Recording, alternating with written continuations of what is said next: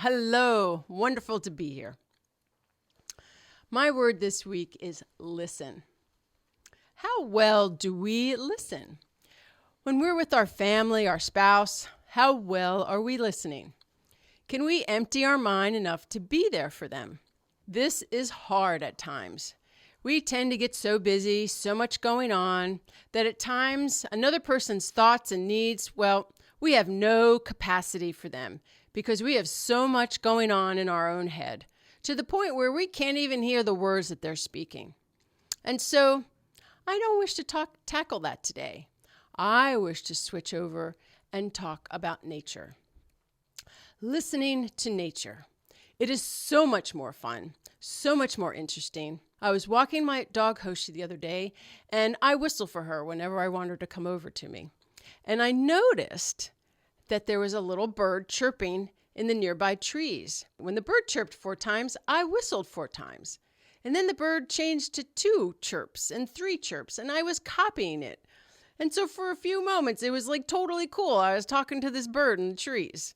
So my action item for you is, when we're out walking, how many sounds can we hear? What can we identify? How many different birds?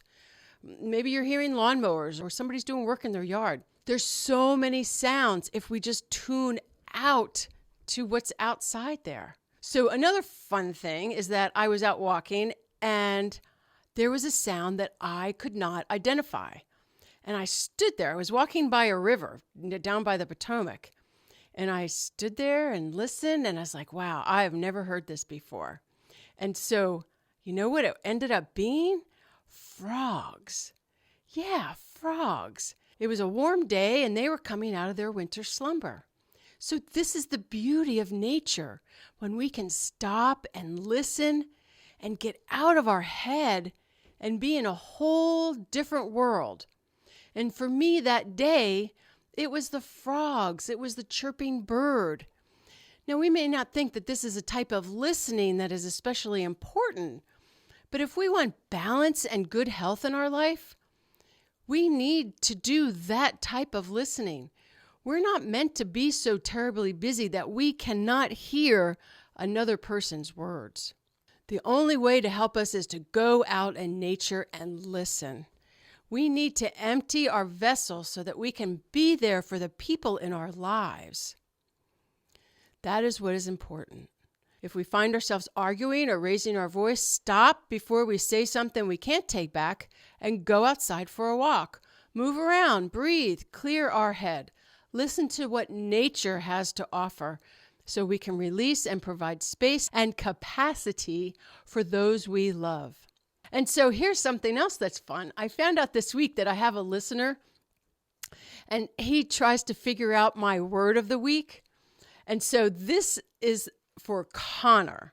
And Connor, my word of the week is, can you guess it?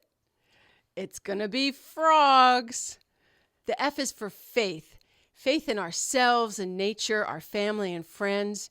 We need each other. We need to be available for each other. R is for real. We need to get real quiet and figure ourselves out so that we can be a good listener and be there for our family and friends. The time is now. This is all we have.